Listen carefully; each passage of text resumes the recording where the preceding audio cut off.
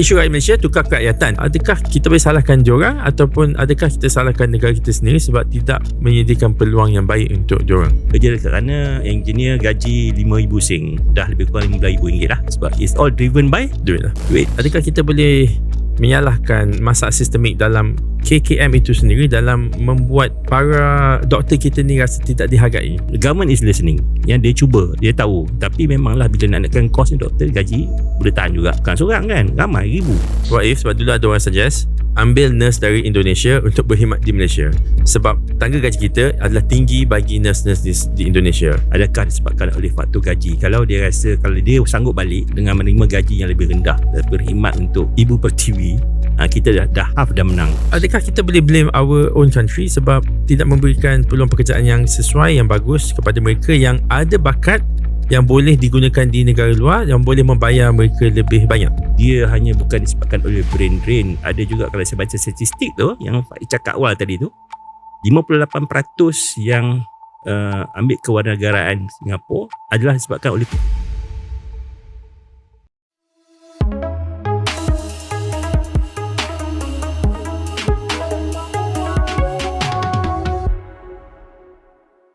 Assalamualaikum dan selamat datang ke DAF Podcast. Seperti biasa, setiap minggu kita akan bongkar dan ulas isu-isu semasa yang penting untuk korang semua. Dan hari ini kita akan bincang isu-isu domestik. So pertama sekali adalah Johor bakal jadi maybe lah Lembah Kelang yang kedua, di mana kebangkitan Johor sebagai kuasa ekonomi baharu negara yang mampu mengurangkan beban Lembah Kelang. Sebab kita, Doktor, betul setuju ke kalau kita kata Malaysia ni antara negara yang bandar yang ternama yang satu saja? Macam kalau kita pergi Germany, dia ada banyak bandar-bandar yang major.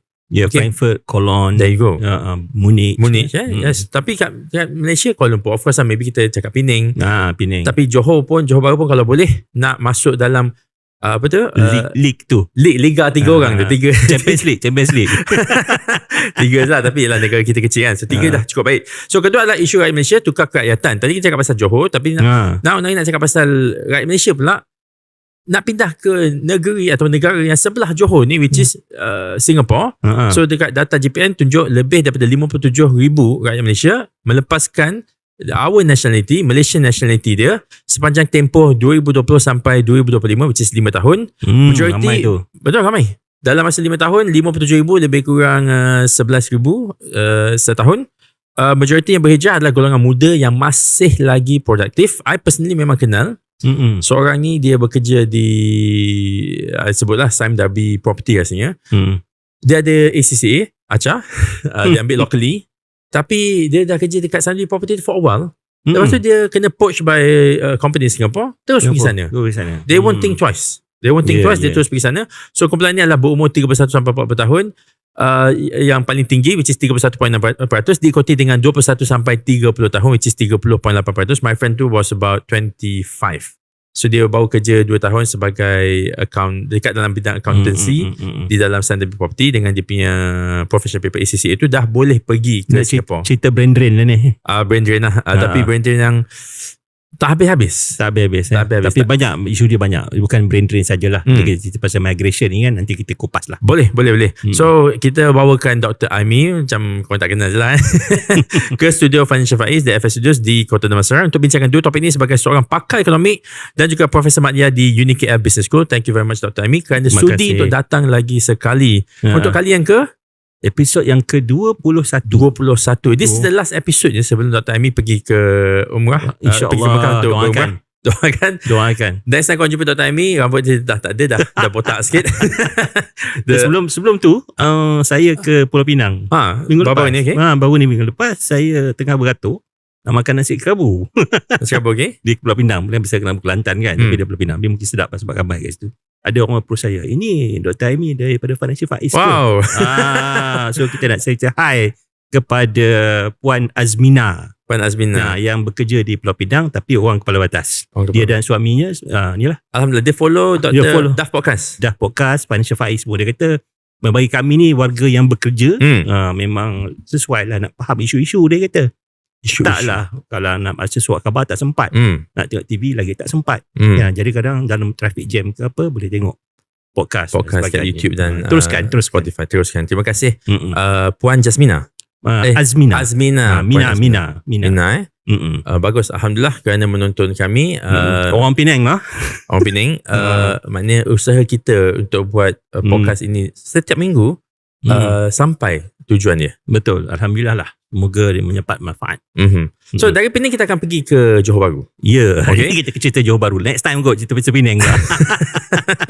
Mana tahu Dr. Aimi jumpa peminat pula di Mekah nanti. Mungkin ada. Ada mesti ramai yang pergi sana tu just before Ramadan ni kan. Ya. Mesti ada yang, Dr. Aimi lah. Mana Faiz? Mana Faiz? Faiz tak ikut lah. Faiz tak ikut lah. Dia sibuk. Terlalu ketat dia punya jadual dia. Tahun lepas saya dah pergi just before bulan Ramadan. Kita sempat 2 hari di Mekah rasanya untuk Ramadan, sempat berbuka, sempat bersolat tarawih di sana. Lain sedikit ya. Saya kena halau-halau lagi sebab ada tempat untuk solat tarawih bukan di tengah-tengah jalan. So itu pengalaman nanti kira. Pengalaman. So tak apalah, Alhamdulillah dapat Alhamdulillah. lalui itu. So Doktor, Johor Bahru dikatakanlah rata-rata dia punya gaji masih lagi rendah berbanding dengan Klang Valley dan juga Singapura.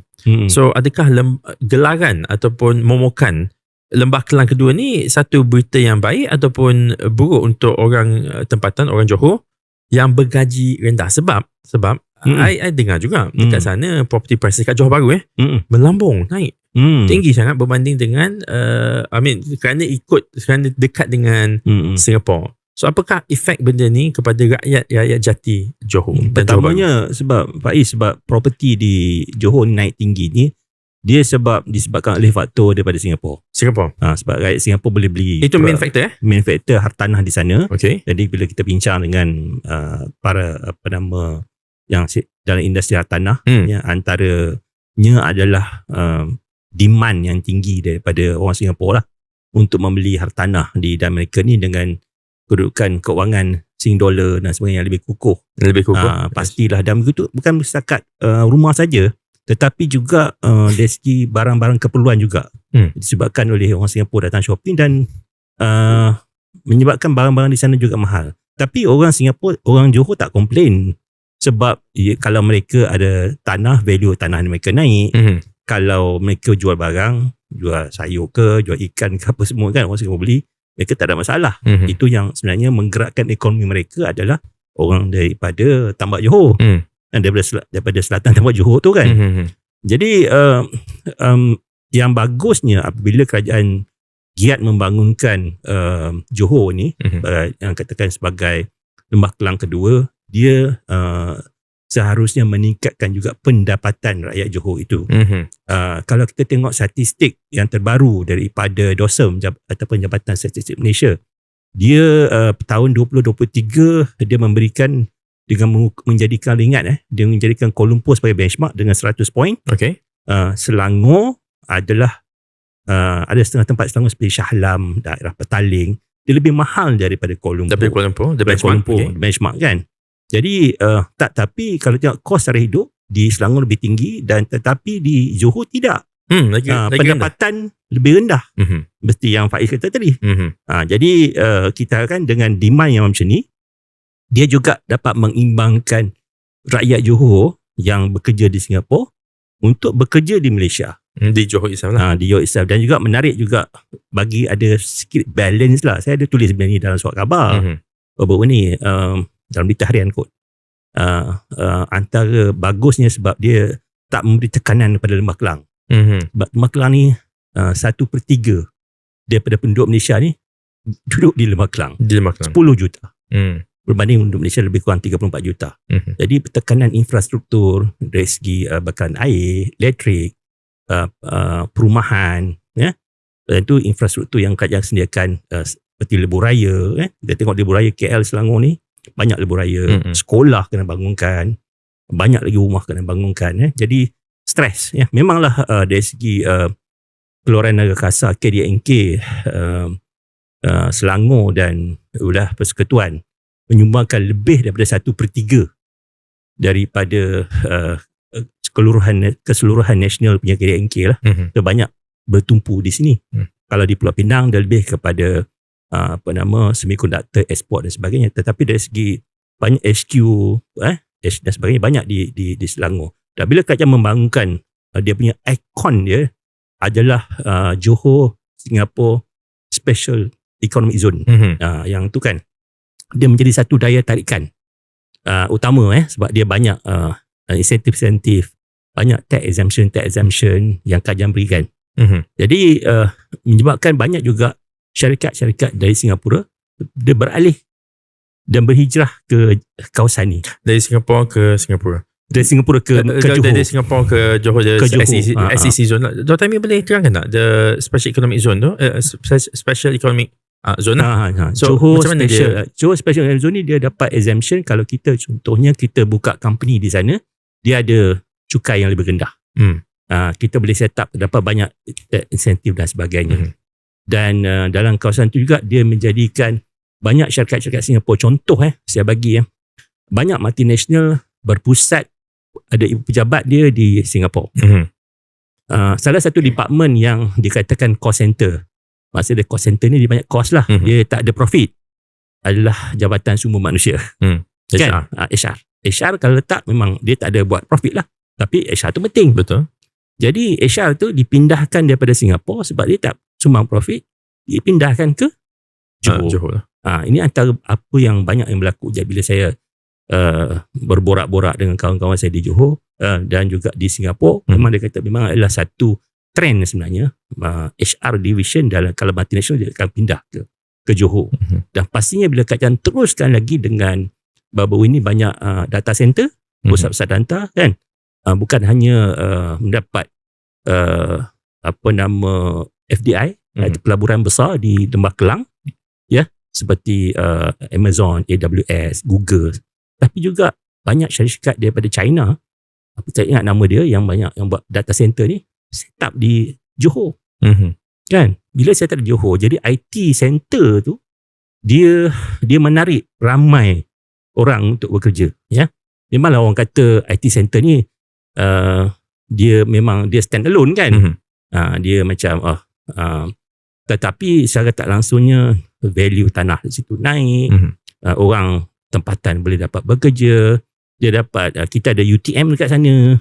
Saya UTM adalah antara universiti pertama yang diarahkan kerajaan untuk mengadakan kursus ataupun kos ijazah dalam bidang AI di UTM. Saya tengok belanjawan yang tahun lepas kot, ataupun 2 tahun sebelum ni.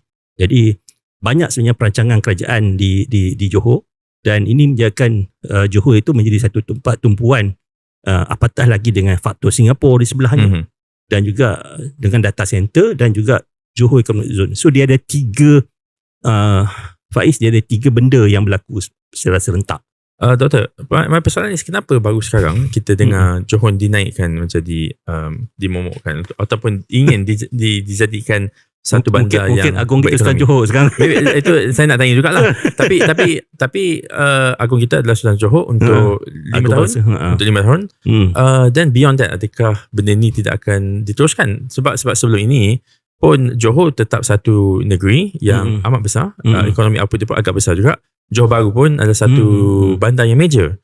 Boleh dibandingkan jugalah dengan Pening dan juga Kuala Lumpur. Tidak sama tapi di atas sana lah. Tapi kenapa sekarang ni baru nampak diberikan tepuan? Sebab kita untuk mengembangkan ekonomi kita, ini bukan cerita sebab Agong kita Johor dan sebagainya, tapi saya kata kerajaan juga melihat dari segi strategi ya, dan kenapa kita perlu menggunakan peluang ini, terutama dengan Singapura. Dan sekarang mungkin timing tu mungkin tepat. The right timing dengan pusat data dan sebagainya, dengan apa yang berlaku ya di Singapura dengan kos yang tinggi juga, menyebabkan kita menjadikan Johor itu menjadi satu hub yang lebih strategik untuk menarik pelaburan. Jadi tidak semua tertumpu hanya di Lembah Kelang maupun di Penang saja.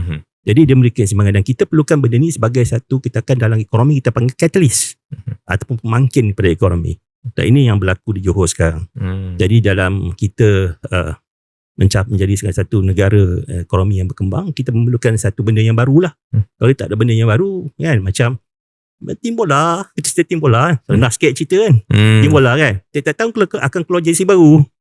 Kan, kalau tak ada jersey baru, orang kata apa, jersey lama. Kan, macam ni juga kita bila nak tarik tu, kita ada satu benda menjadi semua orang excited. Malaysia sekarang instead of like Penang ataupun KL saja. Kenapa tak di Johor? Dan Johor pula dekat pula dengan Singapura. Singapura pun banyak syarikat. Saya ingat masa kajian announce Faiz, Johor Singapore Economic Zone ni, saya ada baca lah analyst Singapore. Bila dia announce tu, antara saham naik adalah saham-saham Bank Singapore. Bank Singapore. Saya pula, kenapa dia kata rupanya banyak syarikat Singapore akan berpindah ke Johor. Saya kata kenapa pula? Rupanya dia akan mendapat pinjaman daripada bank-bank Singapore untuk set up dia punya business di Johor. Dia kata, okey, dia punya strategi kan. Tampak dia punya strategi. Dan ini sesuatu yang baik untuk negara sebenarnya, dan mengurangkan tekanan kepada Lemah Kelang ni, kerana isu air, banjir pun kerap berlaku. Kan, kita nak bagi dia ringankan sikit. Walaupun kita ada, kan ada Putrajaya, ada Cyberjaya, yang kita ada bandar-bandar di pinggiran tu. Bandar-bandar pinggiran kan, sabut-sabut kita kan, the greater Lemah Kelang kan, atau Lemah Kelang yang besar tu. Jadi kita ada keseimbangan tu. Kalau tak silap saya, dalam acuan Pelan Ekonomi Madani, dia ada antara benda yang ditulis, dia tulis adalah mengimbangkan pembangunan antara kawasan bandar dan luar bandar. Kerana kita menghadapi satu isu adalah migrasi, perpindahan, penghijrahan orang daripada luar bandar masuk ke bandar. Dan ini berlaku di Lemah Kelang dengan begitu banyak. Sebab apa? Tak ada peluang kerjaan di luar bandar lah. Di luar bandar tak banyak aktiviti kan. Nak balik kampung tak ada kerja kan. Nak berniaga bolehlah kecil-kecil kan. Sekarang ni mungkin dah boleh, tapi tak sama dengan berniaga di bandar dengan pasaran yang lebih besar. Doktor, kita tengok dekat Johor, dia punya public transportation system dia, MRT tidak ada, LRT tidak ada, bas pun tidak ada, rapid KL di sana, rapid Johor lah tidak ada. Kenapa Johor ni seolah-olah dianaktirikan jugalah dari segi public transportation, dari segi highway pun nak sampai Johor tu sepanjang panjang tu 2 lane je, Doktor. Itulah, tapi saya rasa kajian dah nampak. Sebenarnya dulu sebelum COVID tu kita ada nak buat high speed rail, ingat tak? Daripada Kuala Lumpur ke Singapura. Betul. Kan. Lepas tu COVID, lepas tu isu keuangan yang belanja yang tinggi dan sebagainya. Jadi benda tu tertahan. Tetapi kita melihat apa yang berlaku sekarang ni, banyak projek-projek infrastruktur. Kita dah boleh naik ETS yang daripada Johor Bahru ke Kuala Lumpur. Sekarang yang kita ada daripada Kuala Lumpur ke Padang Besar.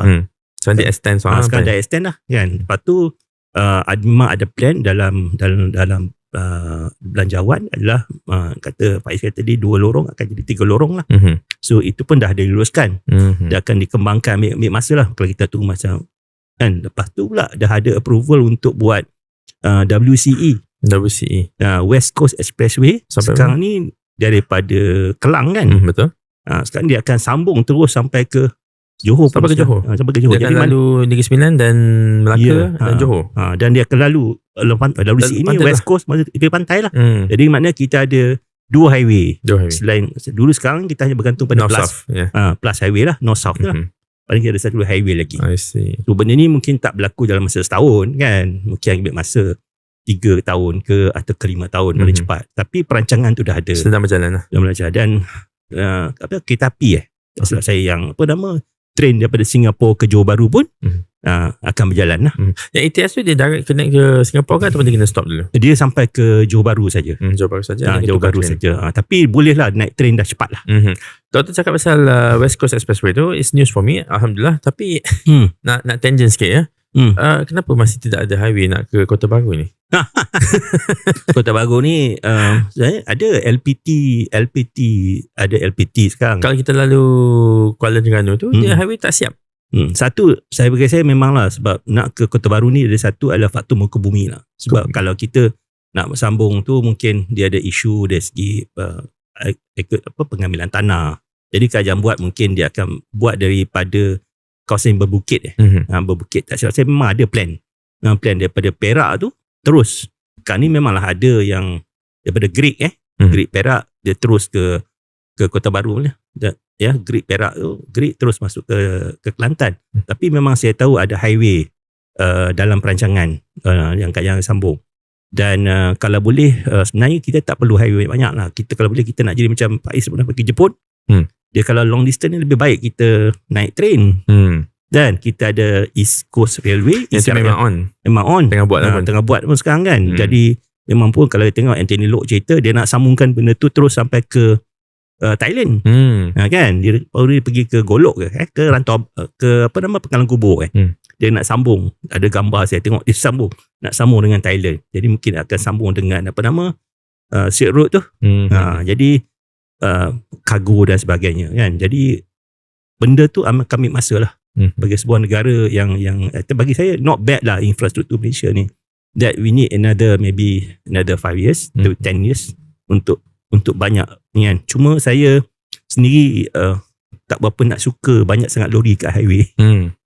Itu menjadi satu masalah kalau kita memandu kenderaan di plus, misalnya di atas 12 malam banyak lori kan. Jadi ada yang mendatangkan menjadi satu bahaya lah pada pengguna jalan raya yang lain. Jadi mungkin kerajaan mungkin ada plan untuk mengembangkan penggunaan landasan kereta api untuk kargo. Kalau kita pergi ke Europe banyak negara di Europe kalau kargo ni dia tak pakai highway dah. US dia masih pakai highway. Kalau kita tengok dia pakai trailer besar-besar banyak di US. Di Jerman, di negara-negara Eropah lain dia banyak pakai train. Pakai train.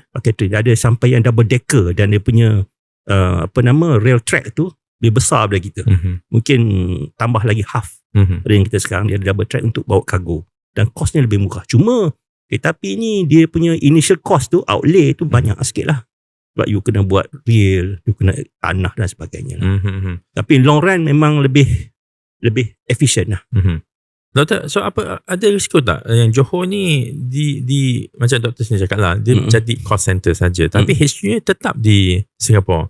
So ada risiko tak Johor jadi the backyard kepada Singapore? Dia punya high profit semua dekat Singapore saja, tapi cost saja kita sediakan tanah, kita sediakan pekerja murah, tapi semua yang brain ataupun high value punya businesses kekal di sebelah sana. Kita nak kata tu possible, tetapi kalau kita ingat dia harus dah berfasa.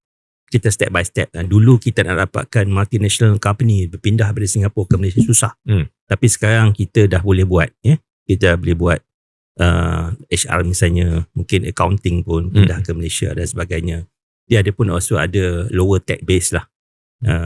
Tapi kalau saya rasa operationally kita more efficient, banyak benda-benda segi tax incentive. Saya cukai, saya tak ingat berapa lah, tapi saya rasa cukai yang di Johor Special Economic Zone dia lebih rendah, bukan 24%. Okay, lemah daripada Malaysia, tapi adakah lebih rendah daripada Singapura? Lebih rendah daripada Singapura. Singapura 17%. Pada siapa aku nak buka company kat sana? Nak buka, saya buka Dubai terus. 9% untuk RM500,000 dan ke atas, berbanding dengan 24% di Malaysia.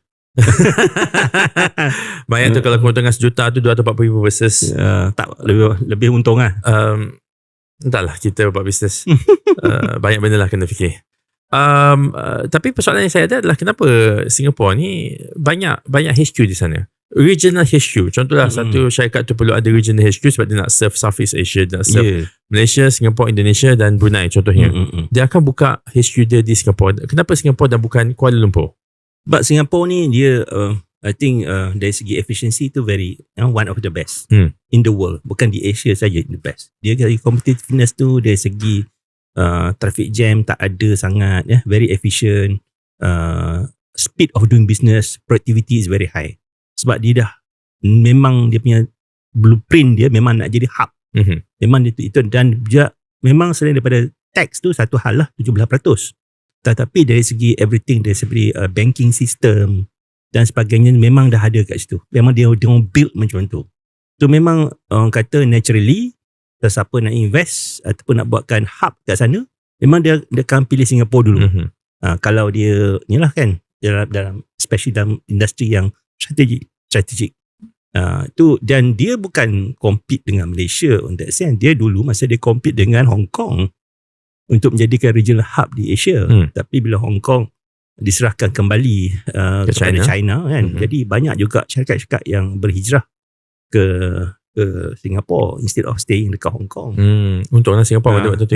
Banyak talent-talent kalau kita tengok ke sana, kalau kita pergi tengok dekat Singapura dari segi dapatkan work pass, work permit kan. Ramai expat kat sana. Expat ni termasuklah orang daripada banyak negara lah duduk kat sana. Jadi mudah dari segi cuma Singapura ni cost dia Yang paling mahal adalah sewa lah. Kan, real estate dia mahal lah. Itu je lah. Kawasan dia memang Limited. mahal, limited. Sebab tu dia banyak beli rumah di Johor ya. Sebab tu dia beli rumah Johor lebih mahal. Dia mungkin kat sana dia dapat HDB flat. Kan? Tapi kalau dia dekat Johor, dia mungkin boleh beli rumah SMAD ke. The same price. Kan? Contoh lah kan. Okay, Doktor. So kita dah masuk topik ke Singapore sekarang ni. So kalau pun ada brain drain macam saya sebut tadi awal tadi, my friends pergi ke sana. Tapi kita tak boleh salahkan dia sebab gaji 4 kali ganda. Of course lah, cost dia pun tinggi. Tapi kalau the difference tu adalah lebih banyak berbanding dengan apa yang dia boleh simpan dekat sini. Kita tak salahkan 57,000 orang ni sebab pilih Singapore, termasuklah ini yang lucutkan dia punya yang give up dia punya kerakyatan. Belum lagi kira yang dia tak give up kerakyatan tapi dia memang kerja kat Singapore 5, 10, 20 tahun. Maknanya dia contribute dia punya best years ke negara jiran, bukan ke negara Malaysia. Adakah kita boleh salahkan diorang ataupun adakah kita salahkan negara kita sendiri sebab tidak menyediakan peluang yang baik untuk diorang? Sebenarnya Singapura dia mengakui baru ni pun kalau kita baca doctors kan, medical doctors. Memang Singapura dia memang mengintai kalau ada doctors dari Malaysia nak ke sana. Sebab dia memang cakap memang population is very small to support. Sebab tu dia ada polisi duit dia bagi kalau orang nak dapat anak. Dia nak tambahkan population. Dan Singapura punya population banyak expatriate. Dan orang Singapura sendiri ramai juga yang berhijrah sebab dia nak space. Berhijrah keluar dari Singapura. Keluar dari Singapura. Pindah dia akan migrate ke Canada, Australia kan, dan mungkin ke UK dan sebagainya. Tapi yang popular is Australia dengan Canada lah. Mungkin mudah nak dapatkan ni kan PR dan sebagainya. Dengan professional status juga lah. Sebab dia nak space kan. Dah. Tapi macam mana tadi? Saya dah lupa. Adakah kita bersalahkan kat Malaysia yang berhijrah ke Singapura? Tak boleh nak Singapore? salahkan. Kalau kita tengok, saya ada kawan-kawan ni kata, anak dia kerja engineer, kan? Kerja dekat sana, engineer gaji 5,000 Sing dollar baru start kerja. Dah lebih kurang RM15,000 lah. betul. Orang Singapura, dia punya basic salary kat sana, dia 7,000. Basic salary Basic starting. itu average ya. On average 6 ke 7,000. Ambil 7,000, 7 kali 3 21. Tapi kalau Malaysia ni akan dapat starting 5,000. Rendah sikit lah. Rendah sikit tapi dia dapat 15,000. Tapi dia tinggal di Johor, dia sanggup berulang. So faktor ni kita tak boleh tolak sebab manusia ni bila dia bekerja, especially bila dia young, dia energetic, dia mesti nak cari habuan sebanyak-banyaknya. Sementara masa ada masa tenaga kan, dia tak kisah nak beratur kat di Tambah Johor setiap pagi kan, naik motor bangun awal dan sebagainya. Sebab dia mampu, dia punya tenaga. Mungkin dia dapat duit dan sebagainya, dia simpan lah. Dia tak ada isu kan, tak ada isu. Jadi kita tak boleh nak salah sebab benda ni is demand and supply. Betul. Begitu juga kalau kita kata Singapura, kita compare juga dengan rakyat negara satu lagi, which is Indonesia. Kan, kenapa dia suka datang bekerja di Malaysia? Kalau kita kan mungkin di Jakarta, mungkin orang ramai lah kan, orang Jakarta punya cost tu boleh tahan tinggi dia. Tapi kalau kita kata orang daripada Sumatera, orang daripada Riau kan, dia mungkin nak bekerja di Malaysia ataupun di Singapura. Sebab pendapatan dia lebih, sebab it's all driven by duit lah. Duit kan. I see. Tapi boleh tak kita blame negara kita sendiri ni because of the brain drain? I mean, let's say engineer yang sama tadi doktor cakap tu, kalau dia kerja kat Malaysia ni, berapa dia pergi gaji permulaan dia, doktor rasa? Mungkin kat Malaysia ni ada minyak 3,500 untuk engineer kan, untuk fresh grad. Yes. Dia dapat 15,000. That is 4 kali ganda. 4 kali ganda. Sebab kalau ikut nominal numbers, 5,000 dengan 3,500 pun dah berbeza kat situ. Tapi dia 5,000 Sing dollar pula tu kena darab 3. Cukai bayar sini pun bayar cukai. Tapi kat sini kalau 3,500 memang bayar cukai sikit lah sebab tidak layak bayar cukai banyak. Betul lah. So adakah kita boleh blame our own country sebab tidak memberikan peluang pekerjaan yang sesuai, yang bagus kepada mereka yang ada bakat, yang boleh digunakan di negara luar, yang boleh membayar mereka lebih banyak? Itulah memang satu isu brain drain ni, memang bukan kajian tak tahu. Tak knowledge memang ada pun. Kita ada talent corp dan sebagainya, cuba menarik balik kan. Tapi kalau kita orang muda ni, dia lebih kepada driven by money kan, not dan less of serving the country, kita boleh kata apa. Dan pada masa sama juga Faiz, saya rasakan dia hanya bukan disebabkan oleh brain drain. Ada juga kalau saya baca statistik tu yang Faiz cakap awal tadi tu, 58% yang ambil kewarganegaraan Singapura, 58% adalah disebabkan oleh perkahwinan. Baki yang lain tu sebabkan oleh ekonomi lah. Maknanya dia nak kerja. Mungkin dia dapat kahwin orang sana Singapura. Lepas tu kat Singapura kena kahwin dengan Singapura. Kahwin dengan Singapura dapat duit bila dapat anak dan sebagainya kan. Dan dia masih ada rumah di Malaysia. Mungkin parents dia masih di Malaysia kan. Ramai orang nak bekerja di Singapura pun. Jadi bagi saya sebenarnya itu adalah nak katakan Malaysia kita ada satu isu lagi sebenarnya, ketidaksepadanan antara kemahiran ataupun graduan kita dengan kerja yang ditawarkan. Banyak kerja yang di-create tu sekarang baru nak bertambah adalah pekerjaan yang mahir. Banyakkannya pekerjaan yang kurang mahir. Ada yang tak mahir pun ada. Tapi bila dia graduate, misalnya chemical engineering, susah nak belajar chemical engineering ni. Tapi nak dapat kerja chemical engineering, tak banyak lah. Tak banyak kan. Jadi dia terpaksa kerja bawah sikit. Kerja bawah lah. Kan? Dan tapi kalau dia buat keputusan cepat-cepat untuk pergi ke Singapura contohnya, untuk keluar negara, dia dapat kerja yang sama level dengan apa yang dia belajar. Ya, betul. Adakah benda ni boleh apply sekali pada doktor? Sebab doktor sekarang ni susah nak dapat kerja, penempatan. Ramai yang kena tunggu berbulan-bulan kalau tidak bertahun. Betul kalau saya salah. Untuk dapatkan placement. So sementara dia nak dapat placement tu, tak kisahlah HO ke MO ke, dia kena buat benda lain. Ada yang jadi insurance agent, ada yang jadi influencer. Selepas dah seronok buat benda tu, tiba-tiba lah baru dapat placement. Itu pun kena campak ke sana, campak ke sini. So Singapura memanggil. Adakah legit dia punya masalah tu? Okay. Saya rasa benda tu memang sesuatu yang memang satu isu yang besar. Kalau kita nak saya pun boleh bagi contoh lah. Sebab ada anak kawan saya belajar dapat beasiswa di kerajaan Malaysia, belajar di Ireland. Mana dia doktor. Okay. Maknanya belajar dan kos dia RM1 juta. RM1 juta, yes, kos dia. Jadi dia balik ke sini, balik ke Malaysia, dia nak dapat placement susah. Kan? Dia placement susah.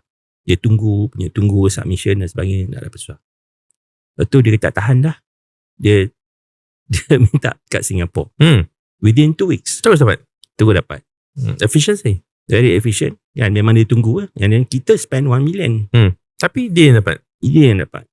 Kan? So benda-benda ni lah yang menjadi satu isu sebenarnya. Kita melabur kepada mereka-mereka ni dengan beasiswa dan sebagainya. Dan salah kita lah, kita tak guna dia, tak bagi placement dekat dia. Kan, mungkin tak cukup tempat ke apa ke, dia terus. Dan dia sekarang ni saya dengar, saya kata dah lama dah cerita ni, mungkin dah saya ingat 10 tahun dah. Dan doktor tersebut dah jadi pakar. Di Singapura juga. Di Singapura gaji pun dah 30,000 kot. Sing dollars. Tapi kerajaan kita lah rugi. Bukan kerajaan saja, rakyat juga rugi. Rakyat rugi sebab duit kerajaan tu adalah duit rakyat. Ya, cukai tu kan. Yes.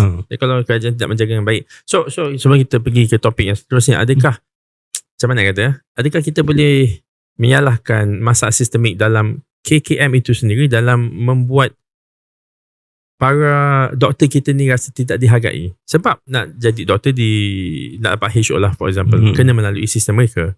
Kalau ramai yang komplain, adakah the blame falls on their feet?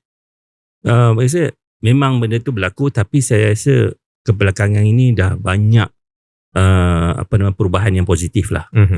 Dengan contohnya banyak yang contract doctors telah dipermanentkan.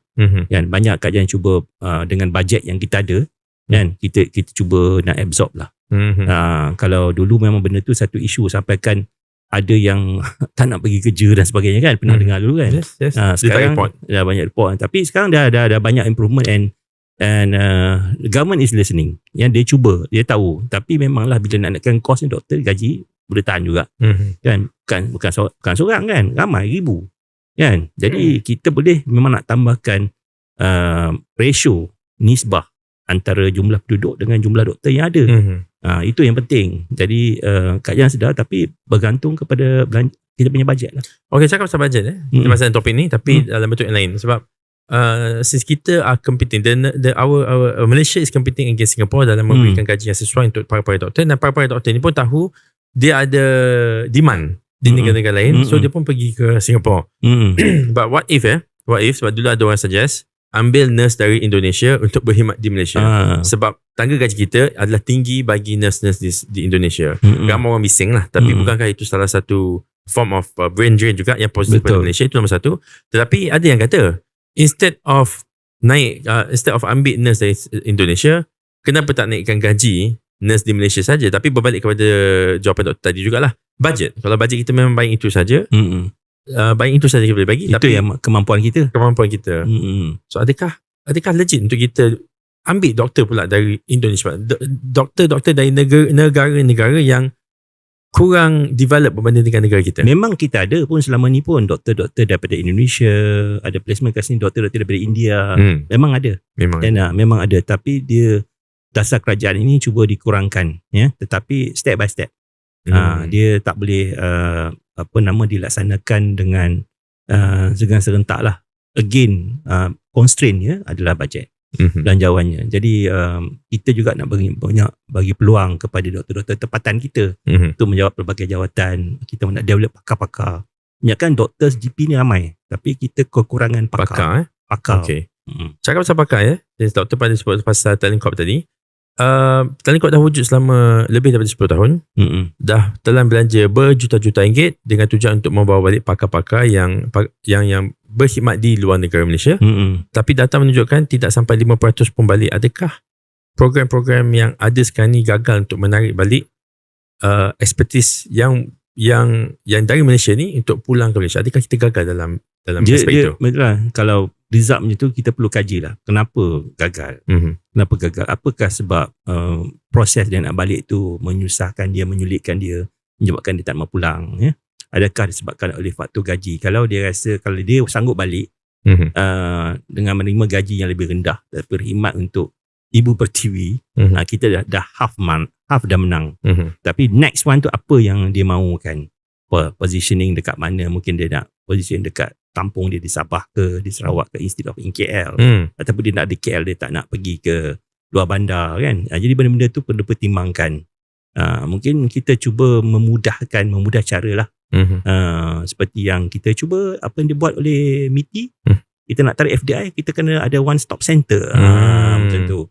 Memudahkan mereka untuk balik. Jadi bukan hanya setakat talent corp nak buat, tetapi perlu ada coordination talent corp dan juga kementerian-kementerian berkaitan. Kalau kementerian kesihatan lah, kalau doktor for example lah, ataupun kalau kementerian lain kan, sains dan teknologi ke, kita pulang lah kan.